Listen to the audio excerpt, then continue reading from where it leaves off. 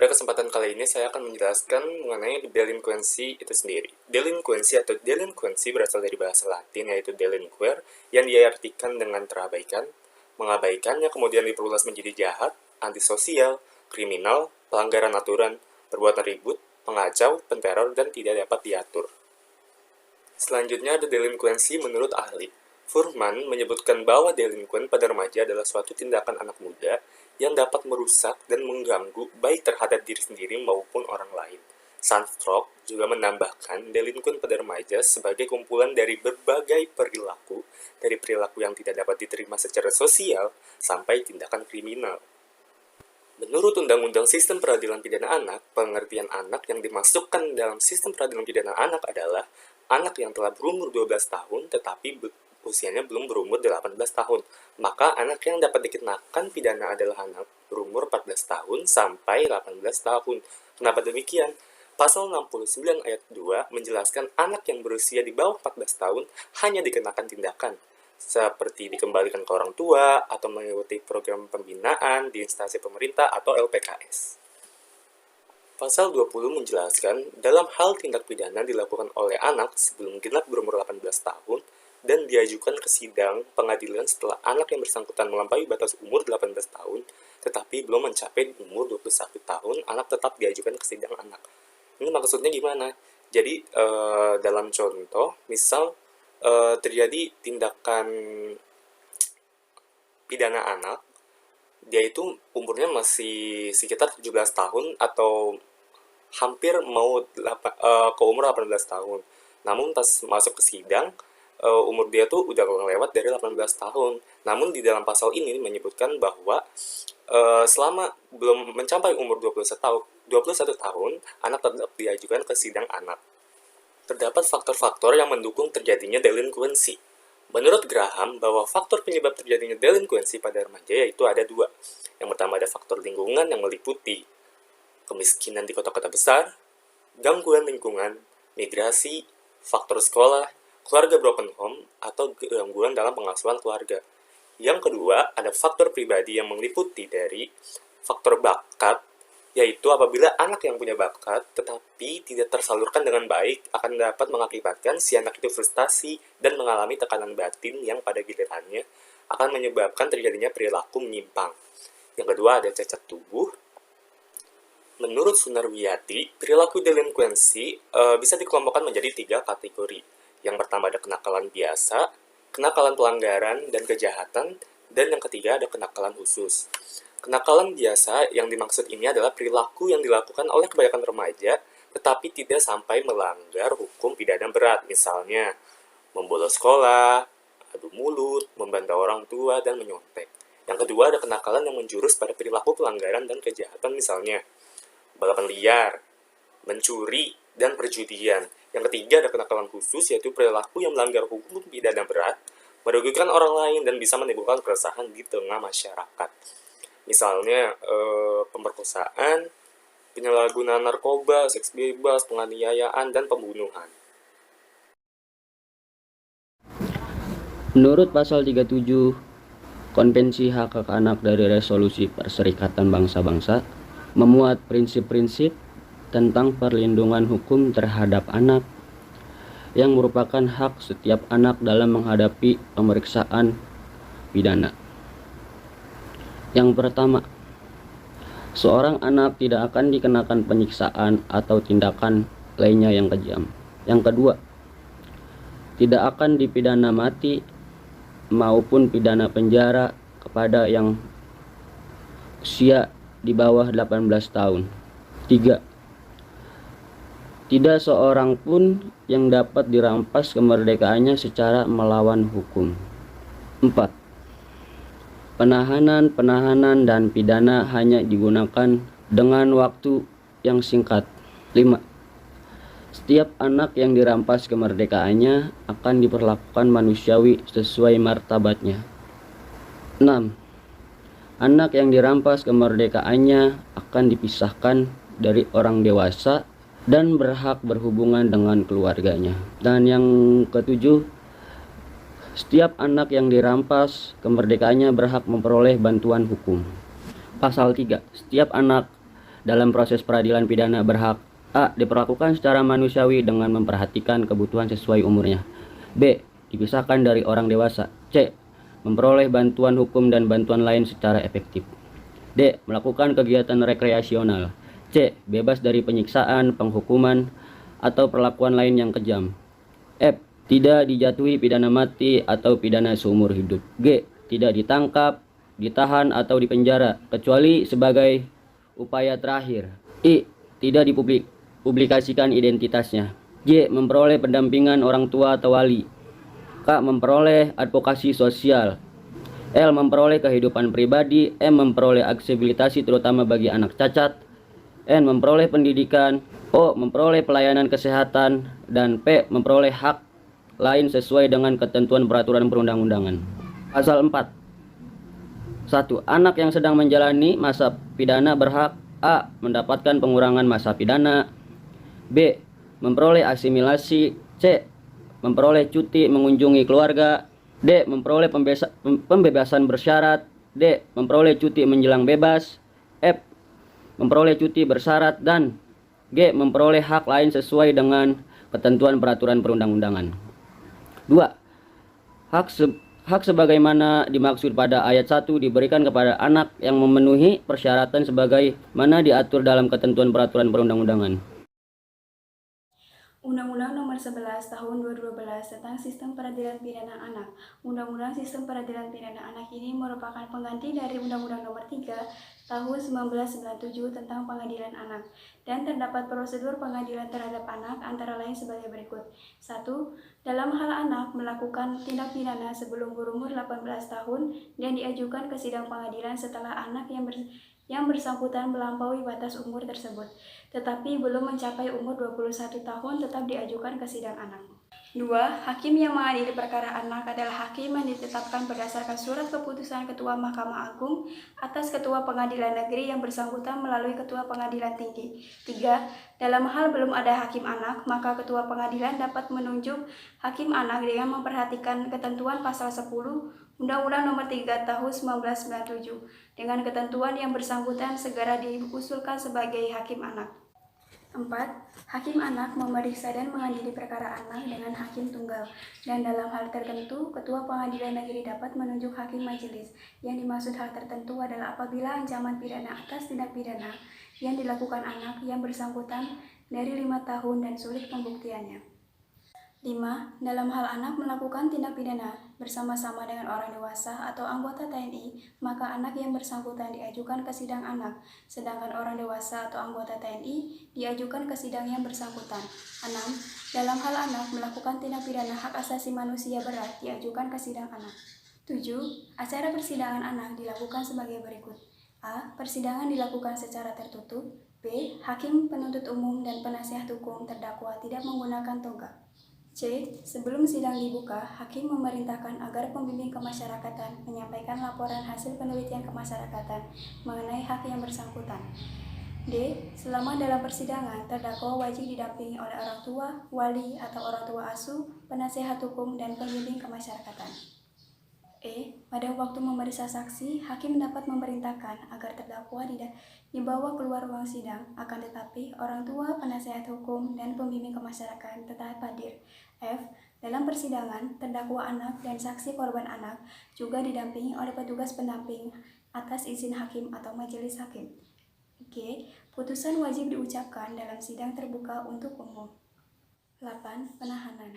Hakim di sidang pengadilan berwenang melakukan penahanan bagi anak paling lama 15 hari dan diperpanjang oleh Ketua Pengadilan Negeri yang bersangkutan untuk paling lama 30 hari.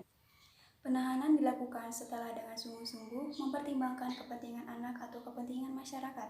Alasan penahanan harus dinyatakan secara tegas dalam surat perintah penahanan, dan tempat penahanan bagi anak harus dipisahkan dengan orang dewasa. 9. Putusan. Sebelum mengucapkan putusan, hakim memberikan kesempatan kepada orang tua, wali, atau orang tua asuh untuk mengemukakan segala ikhwal yang bermanfaat bagi anak, dan putusan wajib mempertimbangkan laporan penelitian kemasyarakatan dan pembimbing kemasyarakatan. Berdasarkan Undang-Undang Nomor 11 Tahun 2012 tentang Sistem Peradilan Pidana Anak, Pasal 1 Angka 7 menyebutkan bahwa Diversi adalah pengalihan penyelesaian perkara anak dari proses peradilan pidana ke proses di luar peradilan pidana. Pelaksanaan upaya diversi dilakukan melalui cara musyawarah dengan melibatkan si pelaku, korban, keluarga pelaku, dan keluarga korban, serta pihak lain yang terkait untuk bersama-sama mencari penyelesaian yang adil dengan menekankan pemulihan kembali kepada keadaan semula dan bukan pembalasan. Diversi bukan sebuah upaya damai antara pelaku dengan korban atau keluarganya, akan tetapi sebuah bentuk pemindanaan terhadap anak yang berkonflik dengan hukum melalui cara non-formal. Tujuan pelaksanaan diversi bagi anak antara lain: yang pertama itu mencapai perdamaian antara korban dengan anak. Yang kedua, menyelesaikan perkara anak di luar proses peradilan. Yang ketiga, menghindarkan anak dari perampasan kemerdekaan. Dan keempat, mendorong masyarakat untuk berpartisipasi. Serta yang kelima, untuk menanamkan rasa tanggung jawab kepada anak. Dari tujuan-tujuan tersebut menghasilkan prinsip utama pelaksanaan diversi, yaitu tindakan persuasif atau pendekatan non-penal dan memberikan kesempatan kepada anak untuk memperbaiki kesalahannya. Selain itu, diversi merupakan bentuk pembinaan yang beraspek pada pendidikan terhadap anak. Syarat penting dalam pelaksanaan diversi yaitu adanya pengakuan atau pernyataan bersalah dari pelaku dan kesediaannya untuk melakukan upaya diversi. Diversi hanya dilaksanakan dalam hal tindak pidana yang diancam pidana penjara di bawah 7 tahun dan bukan merupakan pengulangan tindak pidana. Apabila diversi berhasil disepakati, maka anak atau si pelaku tersebut akan segera memperoleh pemulihan hak-haknya.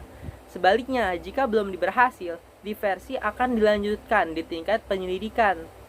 Dan jika diversi tetap belum berhasil juga, akan diteruskan sampai di pengadilan. Penganiayaan terhadap anak di bawah umur.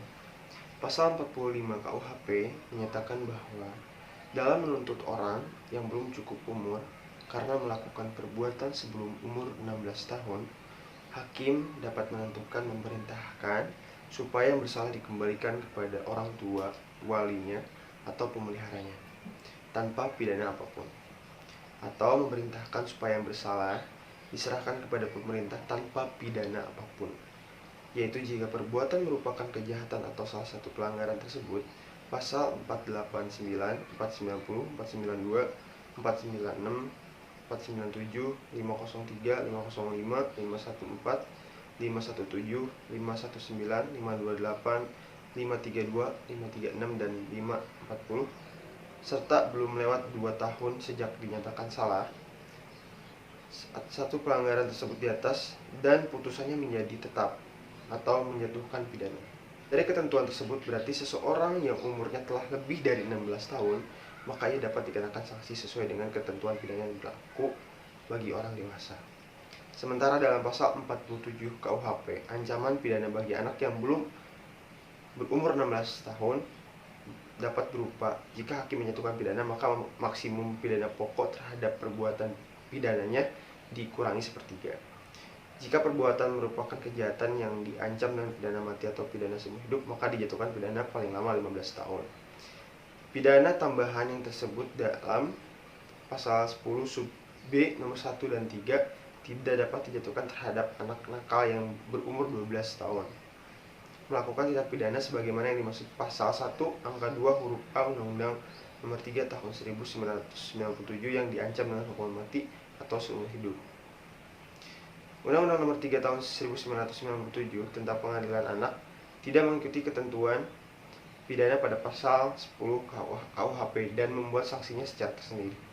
Pidana pokok yang dapat dijatuhkan kepada anak nakal terdapat pada pasal 23 ayat 2 Undang-Undang nomor 3 tahun 1997 ialah pidana penjara, kurungan, denda, dan pidana pengawasan. sebagai bentuk keseriusan atau tindakan nyata dari negara terhadap banyaknya kasus-kasus mengenai anak, baik anak yang dilakukan kekerasan, anak diskriminasi, pelecehan terhadap anak, dan lain sebagainya. Maka diberikanlah atau dibentuklah badan serta lembaga terkait yang memiliki peranan dan fungsinya terhadap perlindungan bagi anak. Adapun peranan dan fungsi ini meliputi sebagaimana berikut. Yang pertama, apa yang menjadi peran dan fungsi dari KPAI? Lembaga yang dibentuk berdasarkan surat keputusan Presiden nomor 36 tahun 1990 dan surat keputusan Presiden nomor 77 tahun 2003 serta diperkuat melalui Undang-Undang Perlindungan Anak. Komisi Perlindungan Anak Indonesia atau yang disingkat dengan KPAI ini memiliki peranan dan fungsi yang strategis dalam memberikan perlindungan terhadap anak, baik anak sebagai pelaku tindak pidana atau delinkuensi, anak sebagai korban atau viktima, serta anak sebagai saksi. Sehingga dalam bentuk konkretnya, KPAI berkewajiban dalam menjalankan peranan sebagaimana diatur dalam pasal 76 Undang-Undang Nomor 35 Tahun 2014 tentang Perlindungan Anak. Lembaga ini memiliki peranan terkait permasalahan anak berhadapan dengan hukum. Anak merupakan penduduk rentan terhadap kekerasan, pemaksaan, eksploitasi, diperdagangkan, ataupun hal-hal tertentu. Salah satu tugas dari KPAI ini adalah menerima pengaduan masyarakat tentang pelanggaran hak-hak tersebut. Bahwa untuk menuntaskan pengaduan dari masyarakat, KPAI dapat menindaklanjuti penanganan dan pengaduan tersebut melalui lembaga atau instansi fungsional yang bertanggung jawab guna memberikan perlindungan terhadap anak, baik secara rehabilitasi, reintegrasi, reunifikasi ke dalam lingkungan kehidupan keluarga dan masyarakat sekitarnya. Perlindungan anak secara khusus bagi anak yang berhadapan dengan hukum atau ABH diatur melalui pasal 64, sebagaimana dimaksud dalam pasal 59 ayat 2 huruf B, bahwa peran Komisi Perlindungan Anak Indonesia atau KPAI bertugas untuk memberikan perlindungan terhadap anak sebagai pelaku dan anak sebagai korban. Sebagaimana pula diatur dalam pasal 75 Undang-Undang Perlindungan Anak yang disebutkan bahwa A. Melakukan sosialisasi seluruh ketentuan peranan perundang-undangan yang berkaitan dengan anak, mengumpulkan data dan informasi, menerima pengaduan dari masyarakat, melakukan evaluasi dan pengawasan terhadap pelanggaran perlindungan anak. Kemudian B. Memberikan laporan, saran, masukan dan pertimbangan kepada Presiden dalam rangka mencermati isi pasal tersebut. Maka tugas KPAI dapat dirinci lebih lanjut sebagaimana berikut, yaitu melakukan sosialisasi dan advokasi. Adapun proses perlindungan terhadap anak sebagai pelaku tindak pidana, yang pertama dapat dilakukan pengajuan pendampingan kepada KPAI baik oleh orang tua, wali ataupun kuasa hukumnya. Bisa langsung datang ke kantor KPAI, website KPAI, melalui pesawat telepon atau handphone. Dan baru-baru ini KPAI telah meluncurkan aplikasi berbasis Android yang bernama PandawaCare. KPAI sebagai sebuah lembaga pengawas, penyeimbang, dan penyelenggara perlindungan anak ini memiliki wewenang untuk memberikan penanganan sementara dan meminta instansi terkait untuk menjalankan fungsinya terkait dengan masalah anak. Kemudian lembaga kedua adalah Komisi Nasional Anak atau yang sekarang disebut dengan LPAI atau Lembaga Perlindungan Anak Indonesia. Lembaga ini sebagai lembaga independen yang aktif menjalankan kegiatan guna memberikan pemenuhan hak dan kepentingan terbaik bagi anak secara konsisten, aktif memperjuangkan dan memajukan hak-hak anak di Indonesia melalui penanganan dan pendampingan kasus, advokasi, monitoring, dan evaluasi secara berkala. Termasuk yang menjadi perhatian khusus dari LPAI adalah kasus anak berhadapan dengan hukum. Peran dan fungsi LPAI adalah sebagai berikut. Yang pertama, lembaga pengamat dan tempat pengaduan keluhan masalah anak. Kedua, pelayanan bantuan hukum untuk beracara di pengadilan mewakili kepentingan bagi anak. Ketiga, kajian kebijakan dan peraturan perundang-undangan. Keempat, pendidikan, pengenalan, penyebarluasan informasi tentang hak anak. Secara khusus jika dikaitkan, peran dan fungsi LPAI bagi anak berhadapan dengan hukum adalah bahwa lembaga ini memberikan pengamatan dan menjadi tempat pengaduan mengenai kasus ABH yang kemudian memberikan langkah-langkah terbaiknya, memberikan pelayanan bantuan hukum hingga mewakili kepentingan anak yang berhadapan dengan hukum, memberikan masukan berupa kajian atas kebijakan dan peraturan perundang-undangan mengenai anak, memberikan serta menyosialisasikan pendidikan, pengenalan serta penyebarluasan informasi tentang hak anak. Lembaga ketiga adalah P2TP2A atau dengan kepanjangan Pusat Pelayanan Padu Pemberdayaan Perempuan dan Anak, yang dimana terintegrasi dalam upaya pemberdayaan perempuan di berbagai bidang pembangunan serta perlindungan perempuan dan anak dari berbagai jenis diskriminasi dan tindak kekerasan termasuk perdagangan orang. Lembaga ini dibentuk oleh pemerintah maupun berbasis masyarakat. Secara umum, P2TP2A melaksanakan peranan dalam menangani perlindungan terhadap anak dan perempuan melalui 5 layanan.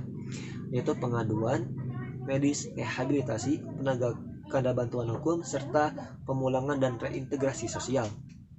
Terhadap anak berhadapan dengan hukum, secara khusus layanan yang diberikan meliputi rehabilitasi. Layanan ini diberikan kepada anak yang berhadapan dengan hukum untuk dapat memulihkan dan mengembangkan kemampuan seseorang yang mengalami disfungsi sosial agar dapat melaksanakan fungsi sosialnya secara wajar.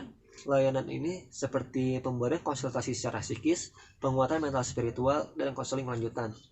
Kemudian ada pemberian layanan bantuan hukum bagi anak yang berhadapan dengan hukum, dengan memberikan bantuan hukum berupa pendampingan hukum atau advokasi sebagaimana atau dalam Undang-Undang Nomor 11 Tahun 2012 tentang SPPA atau Sistem Peradilan Pidana Anak. Yang keempat, apa yang menjadi peranan dan fungsi dari unit PPA? Unit PPA ini merupakan unit di bawah Kepolisian Republik Indonesia. Fungsi dari unit PPA adalah yang pertama, penyelenggaraan pelayanan dan perlindungan hukum, kedua, penyelenggaraan penyelidikan dan penyidikan tindak pidana, dan yang ketiga, penyelenggaraan kerjasama dan koordinasi dengan instansi terkait. Adapun lingkup tugas dari unit PPA, salah satunya adalah pemberian perlindungan terhadap anak sebagai korban dan anak sebagai tersangka. Dalam peranannya, penanganan anak yang berhadapan dengan hukum. Dalam hal ini, unit PPA melakukan pengambilan keputusan maupun diversi oleh pihak kepolisian yang sebagaimana telah dilakukan sebaik mungkin dengan mengedepankan kepentingan terbaik bagi anak. Seperti dalam tahap penyidikan, ABH dalam penahanannya dipisahkan dari orang dewasa, dilakukan di ruang pemeriksaan khusus, dan perlindungan terhadap identitas anak, serta pemenuhan hak anak untuk memperoleh bantuan hukum serta pendampingan. Dan yang terakhir adalah adanya lembaga LPKA atau Lembaga Pembinaan Khusus Anak, di mana tempat anak menjalani masa pidananya, di mana pula LPK ini merupakan unit pelaksana teknis yang berkedudukan di bawah serta bertanggung jawab kepada Direktur Jenderal Pemasyarakatan atau Dirjenpas. LPKA memiliki peranan penting dalam pembinaan terhadap narapidana anak atau yang disebut dengan anak didik pemasyarakatan, berkaitan dengan anak yang berhadapan dengan hukum atau ABH, sebagaimana peran, tugas, dan fungsinya. Pada umumnya, prinsip perlakuan dan pembinaan bagi anak didik pemasyarakatan merupakan suatu proses terintegrasi, berkesinambungan, dan terus-menerus sejak tahap pra-adjudikasi, adjudikasi, dan pos-adjudikasi, di mana pada tahapan ini anak akan didampingi oleh seorang pembimbing kemasyarakatan atau PK yang bertugas melakukan pendampingan, pembimbingan, serta pengawasan termasuk menentukan program pembinaan yang sesuai bagi anak berdasarkan hasil penelitian kemasyarakatan atau Litmas.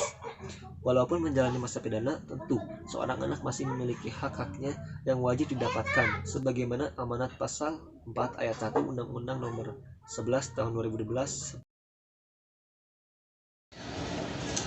Selanjutnya, saya akan menjelaskan tentang salah satu kasus delinkuensi anak atau anak yang berhadapan dengan hukum. Nah, pada video kali ini, saya mengangkat salah satu kasus remaja pembunuh bocah di kawasan Sawah Besar, Jakarta Pusat. Tanpa berlama-lama lagi, izinkan saya untuk langsung menjelaskan mengenai kronologi kasus tersebut. Kronologi kasus tersebut diawali pada hari Kamis 5 Maret 2020, di mana terdapat seorang remaja berumur 15 tahun berinisial NF yang mengajak bermain seorang bocah berumur 5 tahun di dalam rumahnya. Pada saat bocah tersebut datang ke rumah remaja itu, si remaja berumur 15 tahun tersebut bocah tersebut untuk mengambil salah satu mainan di dalam bak kamar mandi. Pada saat si bocah tersebut sedang mengambil mainan yang disuruh oleh NF, bocah tersebut ditenggelamkan dan mengakibatkan bocah itu meninggal pada saat itu juga.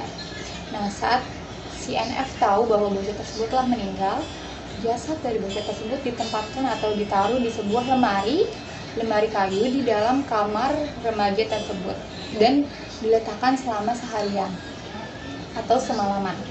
Pada keesokan harinya, remaja tersebut atau NF beraktivitas seperti biasa. Dia mandi, mengganti pakaiannya dengan seragam, dan berangkat ke sekolah seperti biasa. Namun, di tengah jalan, NF mengganti pakaian seragamnya tersebut dengan pakaian biasa. Dan bukannya menuju sekolah, tapi dia menuju Polres Taman Sari, Jakarta Pusat. Di sana ia mengakui semua perbuatannya yang termasuk membunuh bocah berumur 15 tahun dan rencananya dia untuk membunuh bocah tersebut.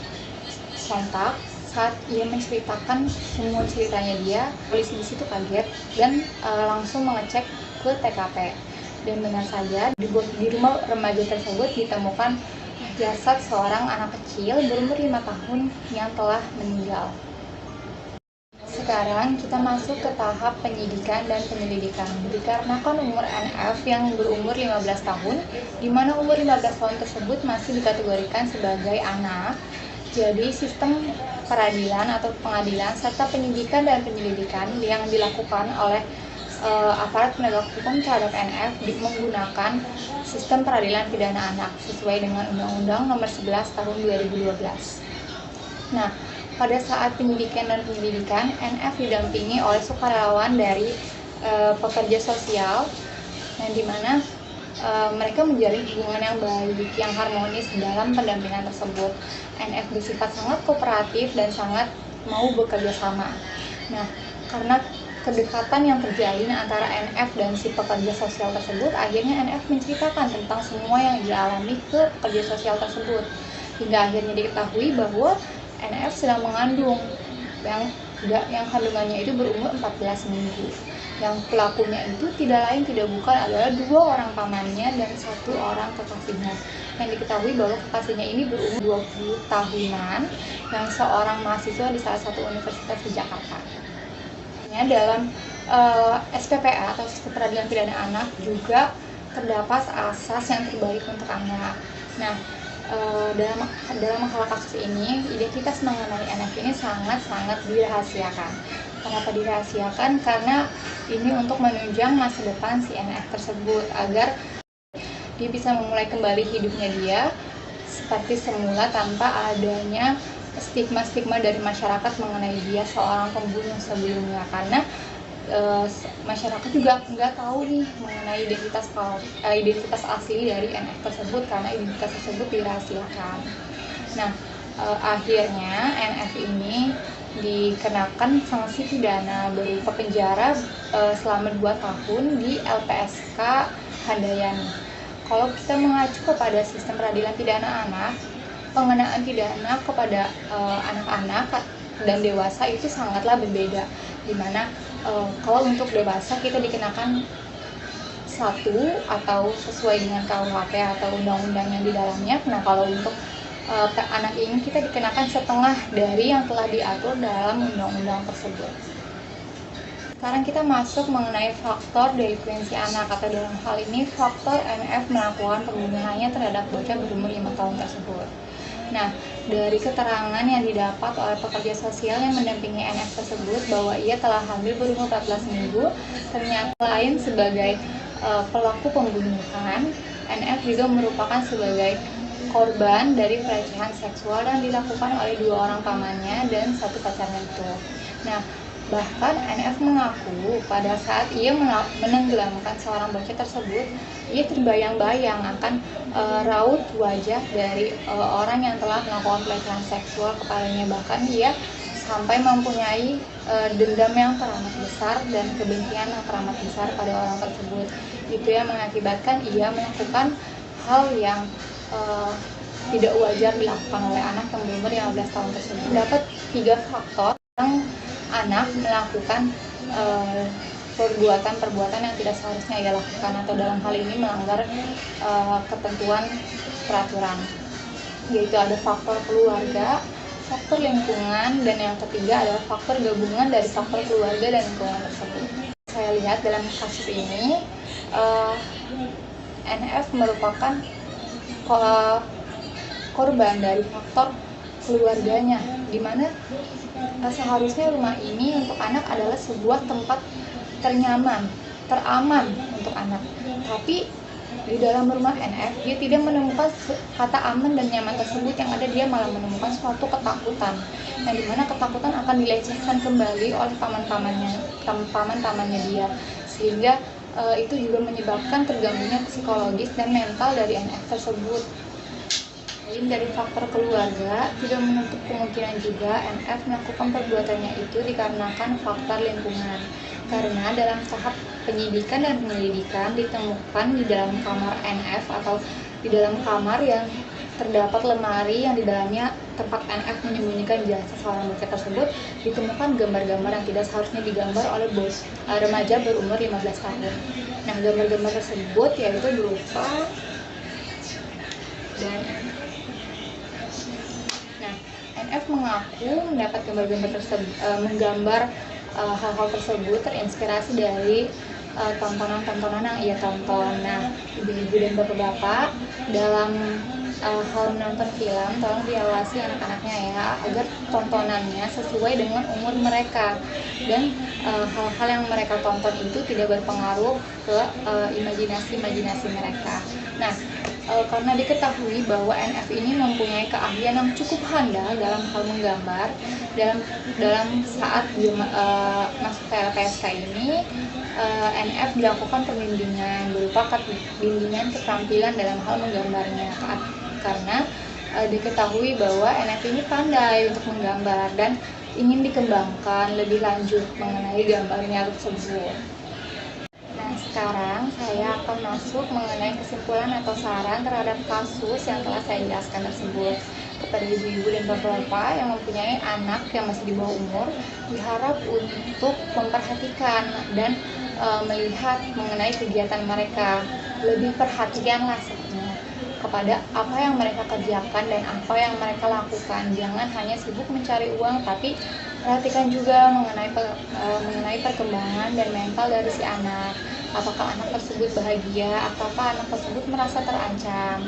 Tanyakan juga mengenai apakah kamu pernah dijahatkan oleh orang atau tidak, karena dalam saat kita bertanya-tanya seperti itu merupakan salah satu tindakan preventif atau tindakan pencegahan kalau ada orang yang ingin melakukan kejahatan. Jadi si anak itu juga merasa dia tidak sendiri, bahwa dia tuh punya orang tua yang akan menjaga dia dan melindungi dia, dan sehingga dia tidak takut untuk menceritakan kepada orang tuanya bahwa apa saja yang telah ia lakukan. Nah, kemudian kita juga harus membatasi dan mengawasi mengenai tontonan anak-anak kita. Seperti yang saya jelaskan di video sebelumnya, bahwa NF ini terinspirasi dari salah satu film horor yang telah ia tonton. Nah, di dalam film horor tersebut terdapat beberapa adegan sadis yang tidak seharusnya ditonton oleh remaja yang berumur 15 tahun. Nah, saya kira sekian penjelasan dari saya. Mohon maaf kalau terdapat salah-salah kata atau kekeliruan saat saya mengucapkan salah satu atau dua kata. Nah, semoga teman-teman semua bisa mengerti dan mengambil pelajaran dari kasus yang saya jelaskan. Akhir kata, saya mengucapkan wassalamualaikum warahmatullahi wabarakatuh dan terima kasih telah menonton video kami. Dadah!